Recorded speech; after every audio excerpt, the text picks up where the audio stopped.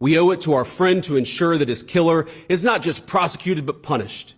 And the worst punishment is not the death penalty, but the knowledge that Charlie's mission continues after he's gone.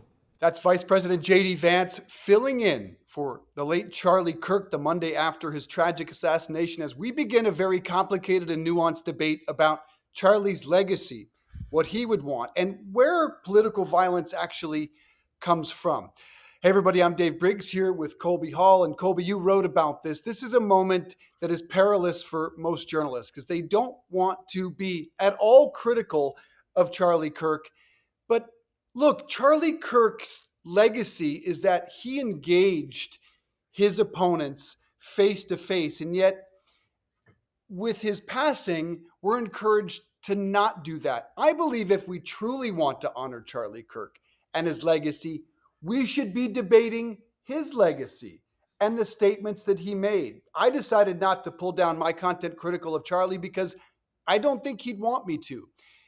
What bothers me most about what JD Vance said there on the Charlie Kirk show is he wants unity, but only on his terms, and cherry-pick stats to suggest that it's really only liberal political violence that's a problem in the United States. Is that the way you took it?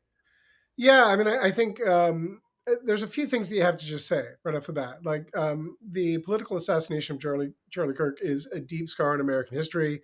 It is abhorrent and it's a heinous act, right? We just have to say that. And by all accounts, it appears that this individual who did it probably did have some leftist ideology, although I think the evidence also shows that he was very fluent and familiar with like the deep reaches of the internet where, it may have not been a policy issue so much as a shit post. He was like trolling, which by the way, doesn't give him a pass. It's even worse. That said, I wrote over the weekend that Charlie Kirk's final act is that his legacy in and of itself has become a debate because the right, and I'll get to JD Vance in a minute, has made it very, very clear that there's no question about this. This is an attack from the left on the right. And yes, there's tons of examples of crazy online lunatics from both sides. But if you only cherry pick those that are on the left, you can conflate that to make it a bigger issue. And there are those on the left who feel like, he was a cruel individual who said very divisive things. Both of these things can be true, but is it the right time to sort of spit on a dude's grave right when his widow and children are grieving? And so, there is this sort of like nuanced discussion to say for Kirk, what he really discovered is that the conflict, the hecklers, it was all content. And it was that division that got clicks and really made him so influential and wealthy. And that's part of his legacy as well.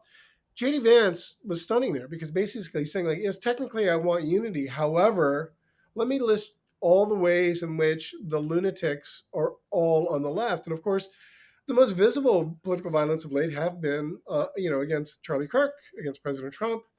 However, he completely neglected the shooting of the Minnesota state senator, the almost killing, the hitting in the head of the hammer with Paul Pelosi, Nancy Pelosi's husband.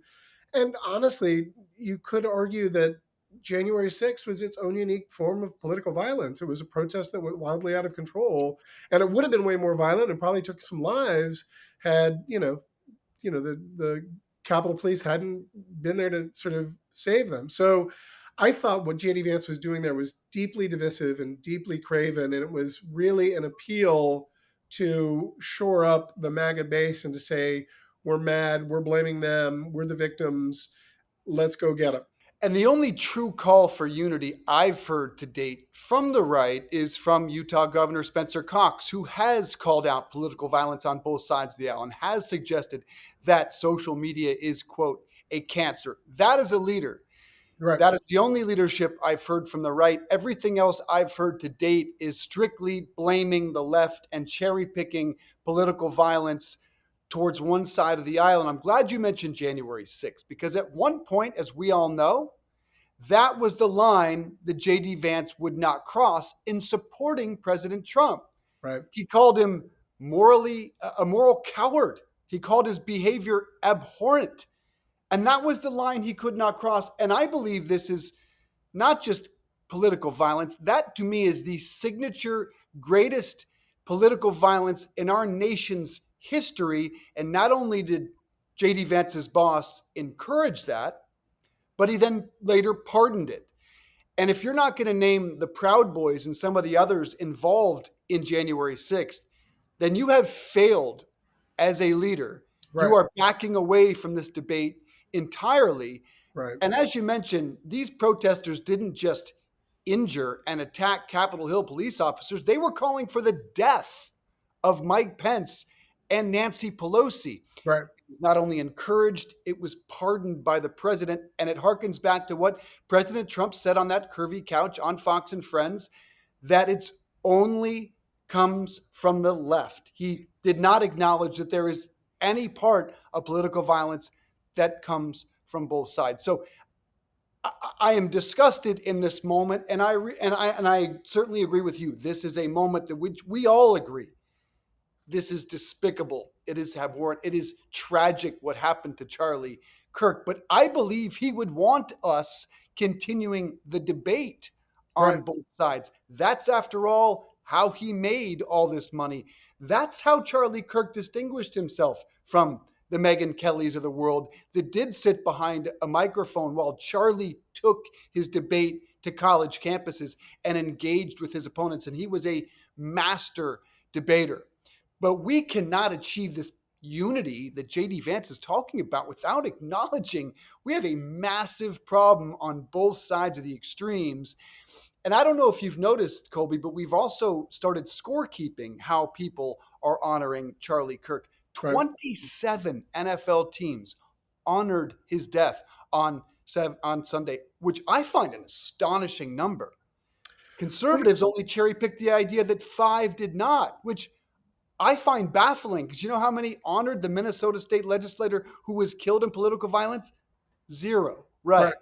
And so it is a very uncomfortable moment that we are in. And I hope both sides, mainly conservatives right now, come forward and acknowledge it's across the aisle.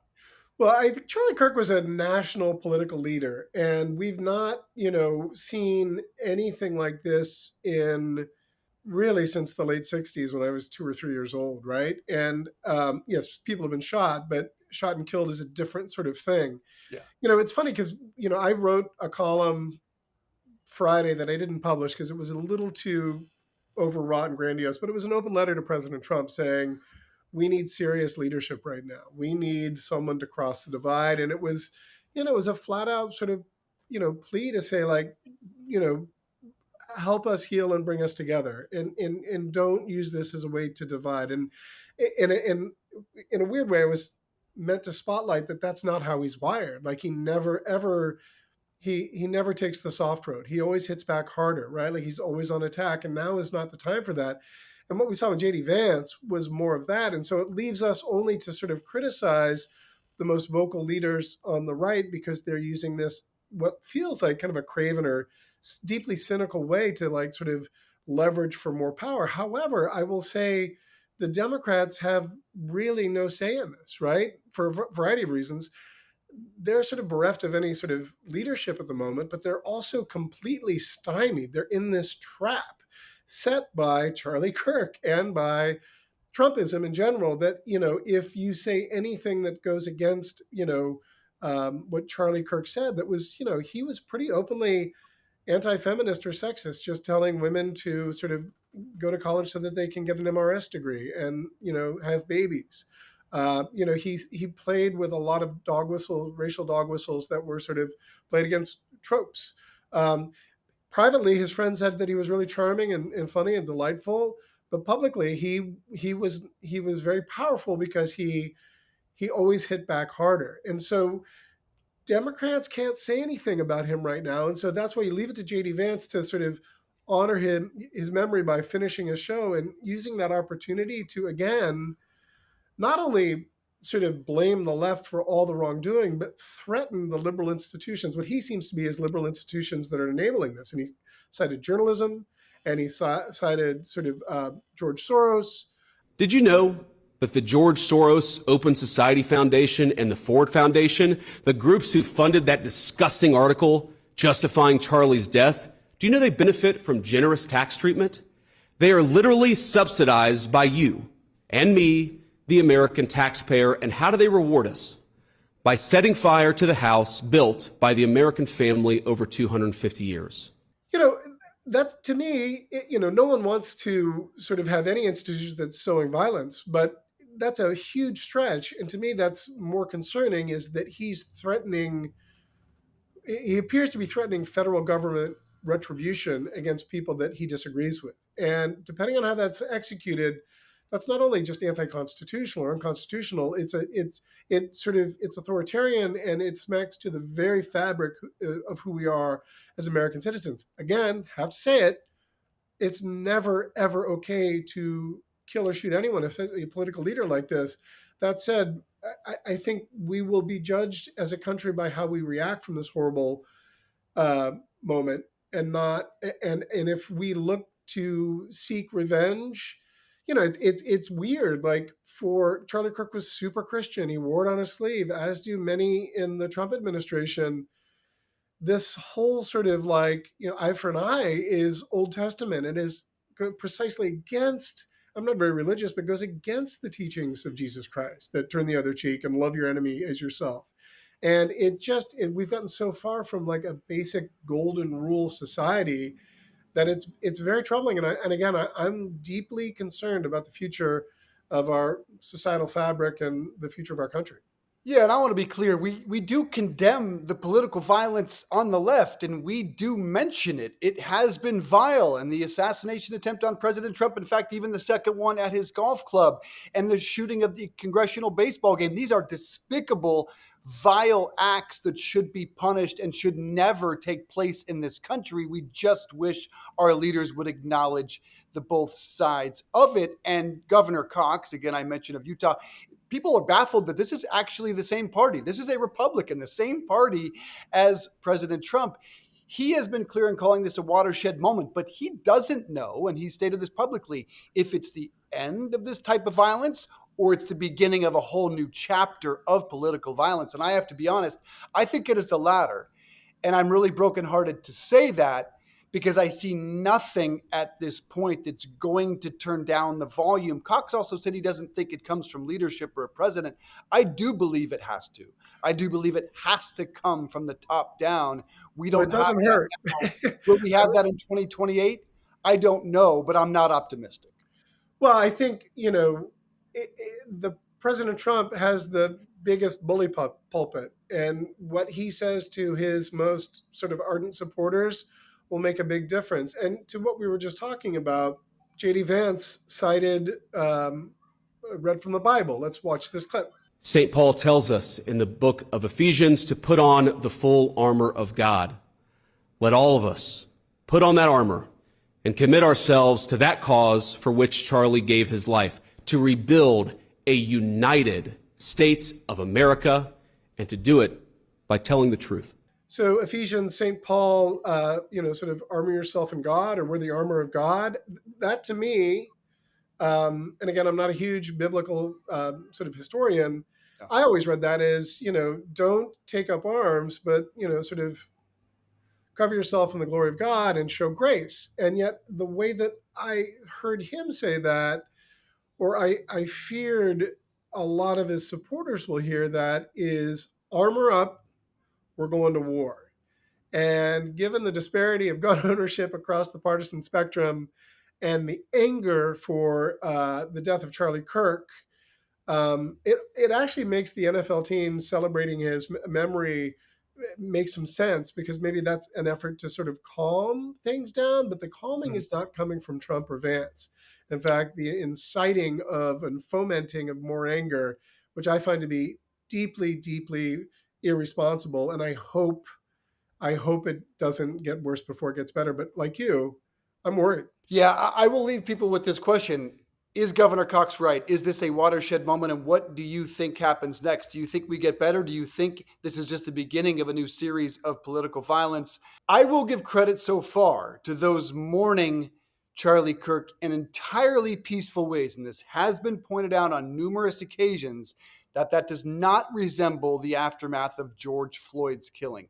No question about that. That is a fair point made that there were riots in many parts of the country. And thus far, everything honoring Charlie Kirk's legacy has, at least to my knowledge, been entirely peaceful.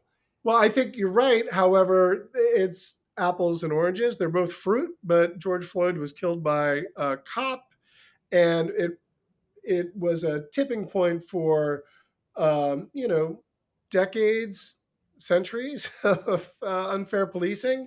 Yeah. That said, you know, Charlie Kirk was a wildly popular leader, and his death could have easily sparked a similar reaction, even though he wasn't killed by a cop. And it is worth noting, and we live in a world where we focus too much on the negative. You're wise to point that out. That so far there has been no unrest, but let's hope that that stays.